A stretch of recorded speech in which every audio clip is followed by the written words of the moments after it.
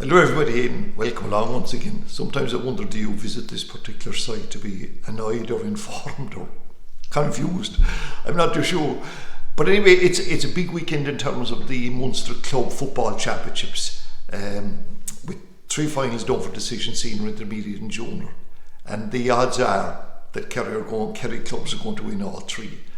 I haven't checked with our bookies or our bookie friends, but following on past performances and how Kerry clubs have dominated these competitions, and the fact that we start with the senior one, and that's on a Saturday night in Páirc Uí Rinn at 7:30 between Kerns O'Reilly's, the Kerry club champions, against not Napier from Limerick, sorry, we've Napier later on, against Newcastle West from Limerick. And I know the Newcastle West were absolutely delighted to get over Clonmel Commercials in their semi-final game, but you know, with Rallies having their players back, David Moore absolutely awesome in the middle of the park.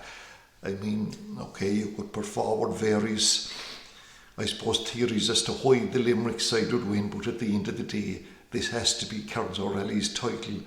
To be a major shock if Newcastle West will win it. England will be granted the World Cup there and then.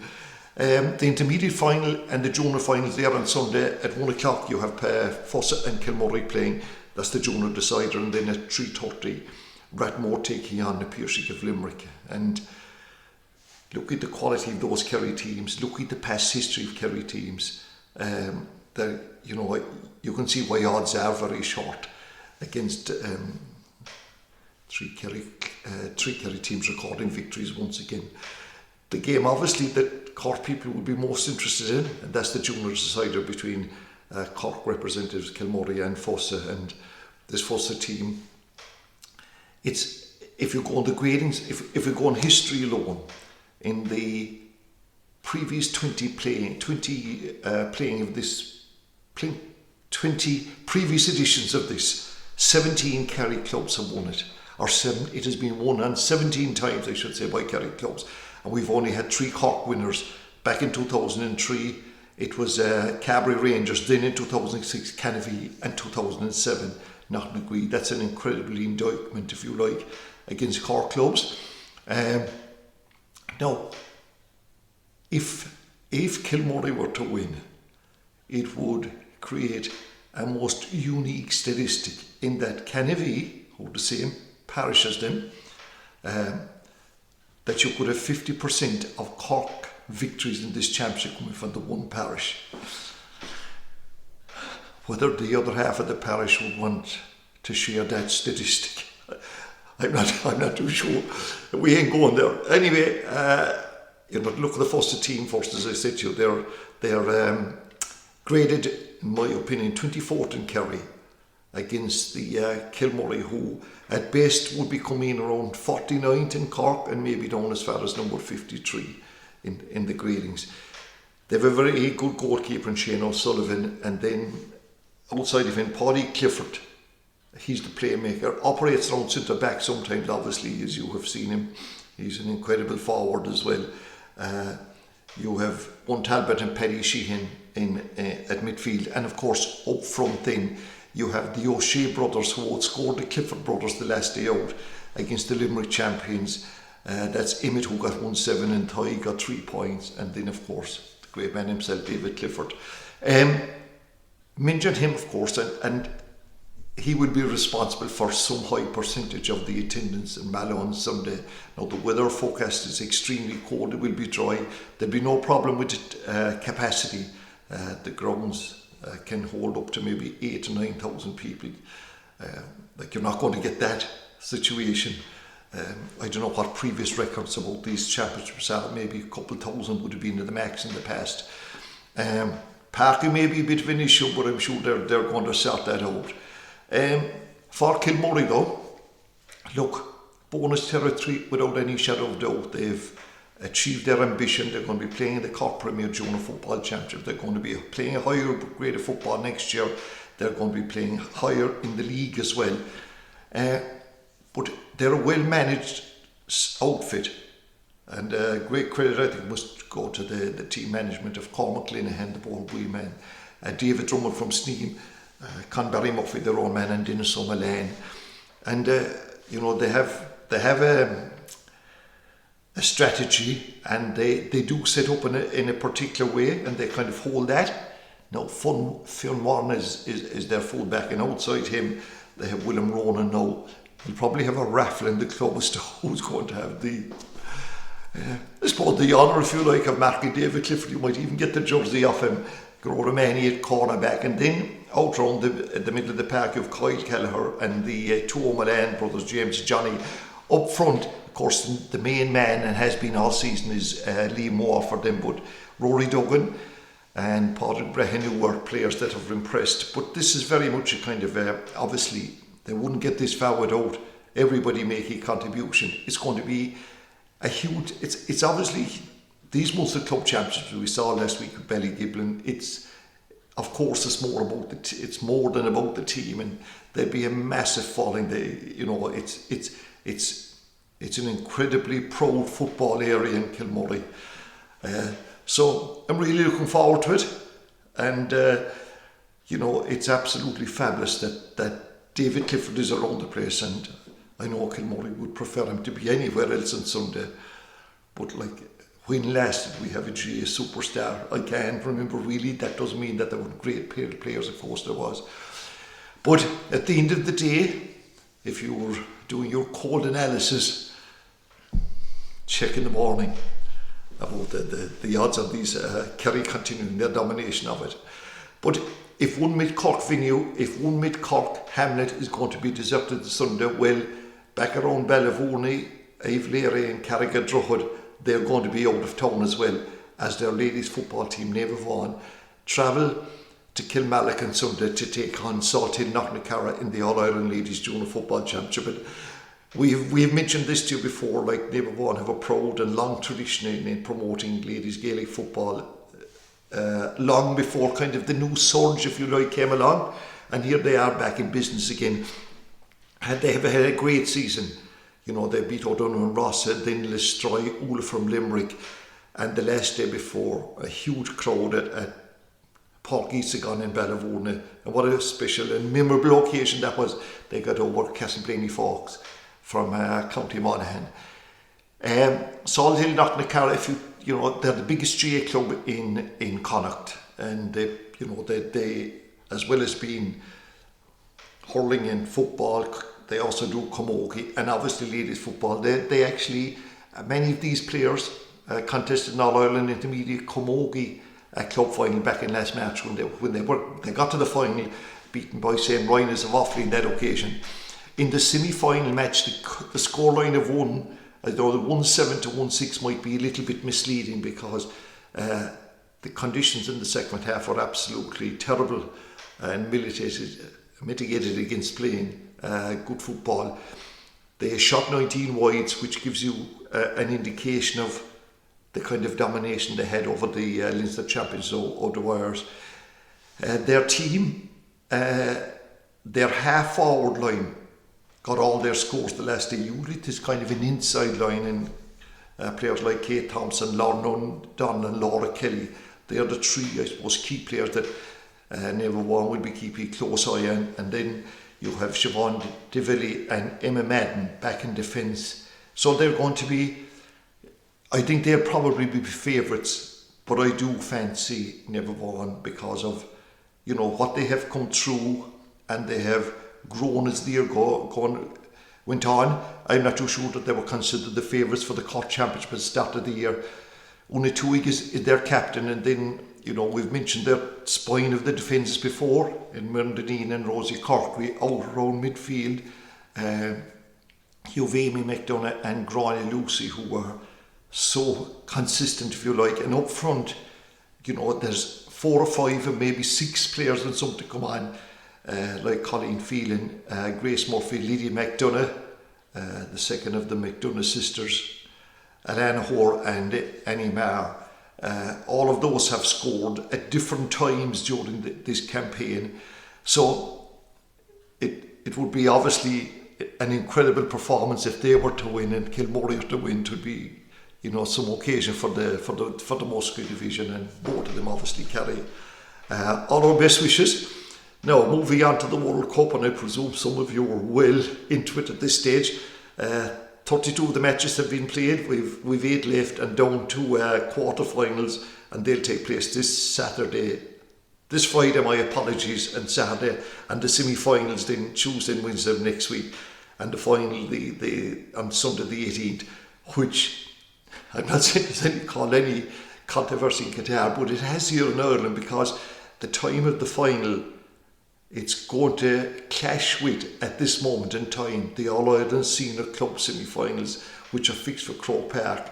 The first game at 1:30 between Dunhill of Antrim and St Thomas's from Galway. Now, the second game, time to throw in at 3:30, is a repeat of last year's club final between Ballyhale Shamrocks and Ballygunner, and this is probably outside of a couple of inter-county games. This is considered probably one of the biggest hurling games of the year, and here it is at this moment in time clashing, and there's been a bit of a backlash. I don't know whether anything will change as regards that or not. But anyway, back to the World Cup, because I know you're very interested in hearing what you are.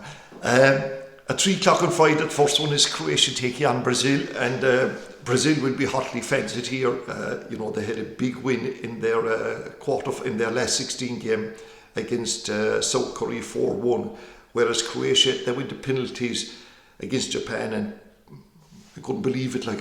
Japan couldn't find the target at all, so they won that one 3-0.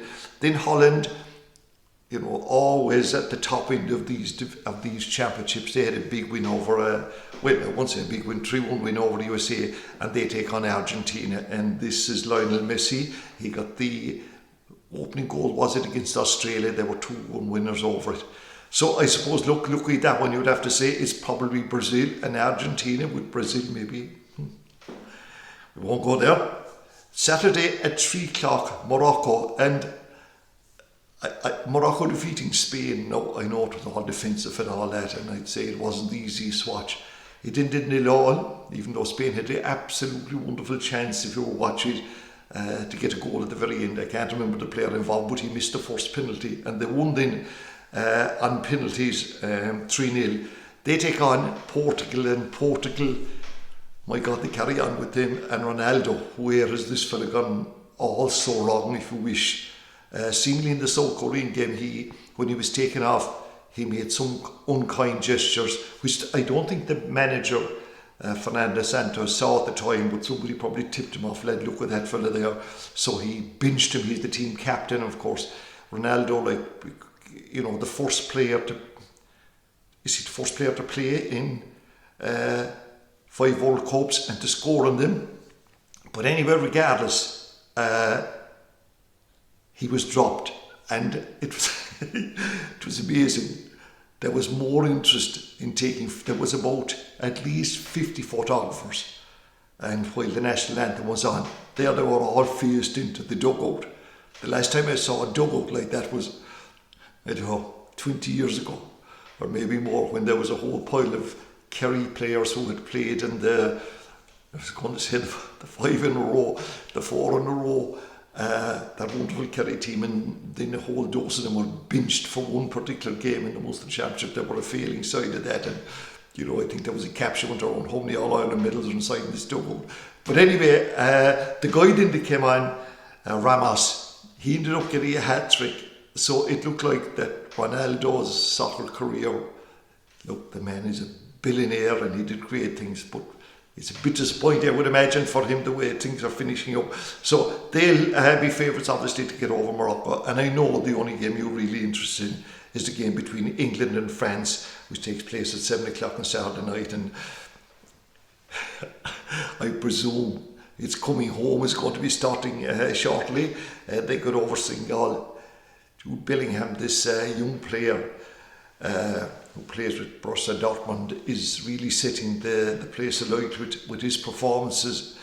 They take on France, and France, the champions, and missing a number of players. It's incredible that they are still back in, and they have the new young superstar, the David Clifford of the World Cup, Kylian Mbappe. So, who do you want to win? Well, I'm just telling you it is on. And if England were to get over that game, their semi-final is Tuesday evening. The semi-finals are Tuesday and wins at 7 o'clock, and they'd be playing the winners of the Portugal and Morocco game. Athletics, and it's for those who follow closely, the European Athletics Championships, the cross country, I should say, are on in Turin, outside Turin on Sunday, and Ireland are sending 40 athletes now. Cross country is very much a team event, so it was kind of zoning in athletics is always thinking that it's about individuals, but these are team events, and Ireland will be sending 8 teams to it. And there's the women's and the men, and as far as I know, there's the 3 age groups, the senior, the under 23 and the under 20. From a West Cork point of view and probably a Cork point of view, the big chance is the outstanding athlete that comes from Knocknacarra, Dara McElhinney. You remember that he won the Irish senior cross country championship a couple of weeks ago in Dunhill. And this year, as well as that, he won the 3,000 indoors back in February, the 5,000 outdoors. He's had 6 personal bests. This would be the crowning glory if he was to win this. It probably will go down as one of the best Irish performances in 1 year that we've witnessed for a very long time. But as well as that, Jane Buckley's a young athlete. As we said before, we didn't know an awful lot about her until she burst on the scene a couple of years ago from Newcestown, running with the Leavale club. Then she, after doing her leaving cert, got a scholarship to Providence University in America, and already out there she's made a big impression, winning races that normally aren't won by students in their first year. And as a result of that, then she got selected, which was a great honour for her to be selected on the Irish under-20 ladies team. No, I'm not saying we're not expecting any more, but the very fact that she got selected on it is a massive achievement. So there are 2 athletes that will be keeping a close eye on. And then our golfer John Murphy, well, since he started the DP Tour, he's a bit unlucky in that he's not made the cut in the first 2 tournaments that he played. And he's out again this weekend in the Alfred Dunhill Championship, which starts today. And he just missed the cut. He bogeyed 2 holes, the last 2 holes in his second round last weekend, and missed the cut. This is not a crisis situation like that. This young man has stopped out his journey, but it would be great if he could, just before he comes home on his Christmas holidays, if you like. So we wish him the best of luck with that. In rugby, and it just shows what professionalism can do. I mean, there was a time when sacking and rugby didn't go hand in hand. That was for the boys to play the other sport. But this week, imagine, just 7 months out from the World Cup, we've had 2 sackings.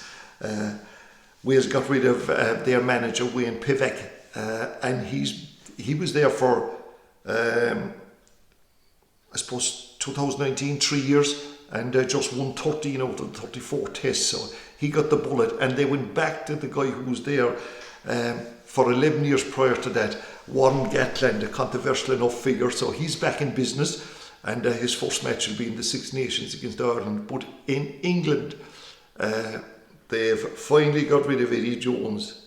I probably shouldn't say finally. He was 7 years in the job. He won 33 out of the first 34 test matches. They won 3 Six Nations, 1 Grand Slam. They got to the World Cup final. But over the past 2 years, this year and last year, the form, particularly this year, has dipped away considerably, in losing the 3 of the 4 autumn internationals. I think his fate was sealed. I don't know what this crack about Ronan O'Gara was, who was cutting who in that. There's kind of a big story. You'd think that they had nobody else in England. They were tearing across to get him over from France. I don't know, was he trying to get... I'm not too sure what's happening. But anyway, Steve Broadwick, who's the Leicester coach now, and who had worked with Eddie Jones, is seemingly the favourite. That could be changed before tomorrow morning. But anyway, away from that, the Champions Cup opens this weekend. And this is a real, I suppose, opportunity now for Munster, the new version of Munster. Ever since they got over, well, things have changed for them since Graham Rowntree came in, no doubt about that. And when they beat South Africa in that game in Paudie, and they followed that up then in the United Rugby Championship, getting over Connacht. Then last weekend against Edinburgh, coming from behind, outscored them in the second half, 31-0. And, it's a big match. And that game goes on Sunday as well. When I say as well, you have the ladies' football game in Kilmurry, you have the football games in Mallow. So that side of the country up there is going to be a busy one. They're playing Toulouse. And Toulouse have, do you remember I said that too, that they have their main player back, Antoine Dupont, I suppose is the way I should pronounce it. Anyway, he's back for them. So that's our look at the rugby. What else? Oh yes, Cork GA Convention is on this weekend, and I suppose it's going to be where the draws will be made for next year's championship. And I was just looking at this, at long last, there's codal equality in Cork. You have 5 main championships in both codes, which is the way it should be. 12 teams, that's 60 teams.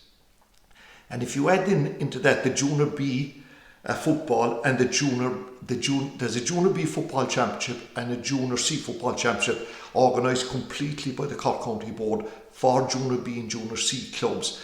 And there's how many teams involved in that? 26 teams in that. So that's 86 teams that will have their competitions organised directly by the Cork County Board. And in hurling, there's the Junior B Direct Championship. There's 12 teams in that, so 72. The other teams, all the junior competitions are going to, the Junior A competitions will be run by the divisions first. The Junior B competitions that involve second teams are run by the divisions. So I think there's a big onus now on the 7 or 8 divisions in Cork to really get their act together. And I do have a certain understanding of their difficulties because they're run by officers who work completely on a voluntary basis, whereas the county board have paid officials. But these divisional officers are fighting tooth and nail to hold on to what they have. Well, one way they must do it is that they must produce a competition and a calendar structure that's equivalent to what the Cork County Board has. Like if we just take, I don't know, St. James's in West Cork, they should have the same standard applied to them as we'll say Arragleen Rangers who play in the county competition. So yeah, I think that the way that the divisions are going to do their competition this year, it's going to be a big test for them. They have done well in the past and hopefully that will continue, but like the standard has been risen because what we have in Cork is the best championship structure anywhere in the country. There's one motion down for, well I don't, probably a couple of motions, but this thing about moving the minor to under 18, and it's a case of to decouple or not to decouple. Well, I could stand in the ditch here and argue this all day for you without coming down. I hope they stick with decoupling. And I know that there are big arguments against it, but I see major problems inside in clubs because there is a nature of driving one's own bull to the fair when it comes to this. And if we take a senior club, and the Red Blokes can organise the minor competition at under 18, put it on at a certain night, and the senior competitions or the adult competitions are a different time. But you can imagine an adult club, an adult team, and just say they've lost 2 games in the county championship and they're playing a 3rd game, and one of their better players is now all of a sudden a minor. The pressure will be on within the club.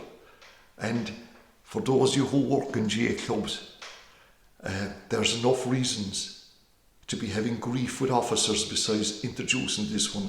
That's just my opinion on that. One thing we noticed during the week is that in the divisions and the colleges section, which I think has improved in Cork, that MTU after 30 years are not going to have a team this year. Now, I can fully understand it because like these competitions for the colleges, their matches coming in maybe around August when clubs are playing. And MTU and UCC, I'll come back to them, they were depending on players maybe from outside Cork At that time of year, they're very much involved in their club. Look, they got 2 right Sackings last year in the hurling from Kilmurry and the football from Dunhill. And as I said before, I don't think they should be in the championship anyway, nor should UCC, by the way. Now, before somebody absolutely arrives at the front door with a sign off, these 2 colleges do and will continue to do incredible work in the promotion of Gaelic games. Like, I think there was, I don't know, there's a figure in my head about 2,000 players inside UCC alone. Will they be all catered for? Obviously not. But the way they cater for them is the way they do it in 3rd level competitions. Like, I don't see why those 2 colleges should be in the Cork County Championship, MTU or no gone. But anyway, that's probably a scale for another day. So once again, even though we're coming near the end of the year, there's still an amount of, well, there'll always be sporting activity, but I think it's great for those that live inside in this bubble that there's so much GA activity on. So as always, until the next time, take care.